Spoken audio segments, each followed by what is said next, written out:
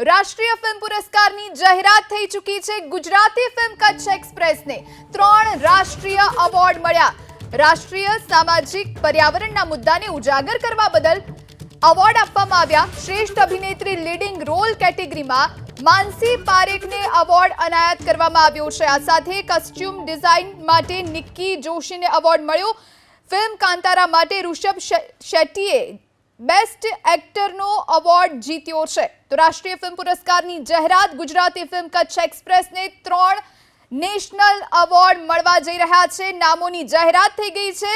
રાષ્ટ્રીય સામાજિક પર્યાવરણના મુદ્દાને ઉજાગર કરવા બદલ એવોર્ડ આપવામાં આવ્યા। શ્રેષ્ઠ અભિનેત્રી લીડિંગ રોલ કેટેગરીમાં ગુજરાતી અભિનેત્રી માનસી પારેખને એવોર્ડ મળ્યો। કોસ્ચ્યુમ ડિઝાઇન માટે નિક્કી જોશીને ખાસ એવોર્ડ મળ્યો।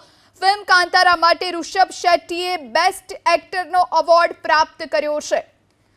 Film Kutch express writer Ram મોરીએ લખેલી વાર્તા છે, જે ફિલ્મી પડદે ઉતારવામાં આવી અને રાષ્ટ્રીય સામાજિક પર્યાવરણના મુદ્દાને ઉજાગર કરવા બદલ એવોર્ડ આપવામાં આવ્યો છે। શ્રેષ્ઠ અભિનેત્રી લીડિંગ રોલમાં માનસી પારેખને એવોર્ડ આપવામાં આવ્યો। અનેક સિરિયલોમાં માનસી પારેખ કામ કરી ચૂક્યા છે। ગુજરાતી ફિલ્મોમાં પોતાના અભિનયના ઓજસ પાથરી ચૂક્યા છે। હિન્દી ફિલ્મોમાં દેખાઈ ચૂક્યા છે અને અંતે 2 દાયકા કરતાં વધુ તેમની કરિયર રહેલી છે। આપણી સાથે ફોન લાઈન પર કચ્છ એક્સપ્રેસ ફિલ્મના લેખક રામ મોરી જોડાયા છે।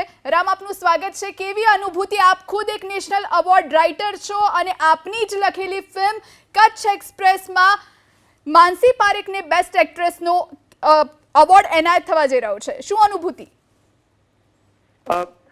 જી જોઈ, બહુ જ આનંદની લાગણી અનુભવું છું અને એમાંય તે તમારા જેવા બેસ્ટ ફ્રેન્ડ સાથે આ માધ્યમથી વાત કરવાની આવે ત્યારે ઓફકોર્સ હેપીનેસ ડબલ થઈ જાય, બહુ સ્વાભાવિક છે।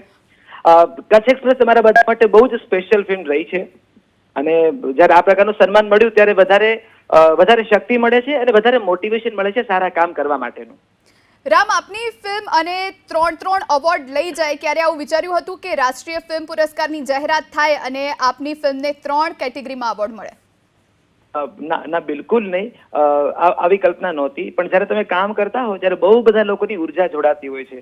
રાહુલ મલિક અને કરણ ભાનુશાળી જ્યારે વાર્તા તૈયાર કરીને આવ્યા અને પાર્થિવ ગોહિલ ને માનસી પારેખે મળીને મને કહ્યું કે રામ, આપણે કોઈ ફિલ્મ તૈયાર કરવાની છે। તેમાં ડિરેક્ટર વિરલ શાહ અને કેટલા કલાકારો, રત્ના પાઠક શાહ હોય, વીરા પટેલ હોય, દર્શિલ સફારી, ધર્મેન્દ્ર ગોહિલ, રીવા રાજ, કેટલા નામ બોલું હું, એ બધાની ઉર્જા ભેગી થઈને બહુ બધા લોકોનું જયારે સમર્પણ ને નિષ્ઠા ભેગી થાય ને ત્યારે આ પ્રકારનું એક સન્માન આવે એટલે આ એક પ્રકારની ઈશ્વરનો આશીર્વાદ છે અને એક પ્રકારની દ્રઢતા વધુ માન્ય થઈ કે જો સમર્પણથી કામ કરો તો ઈશ્વર ફળ આપે ને આપે જ।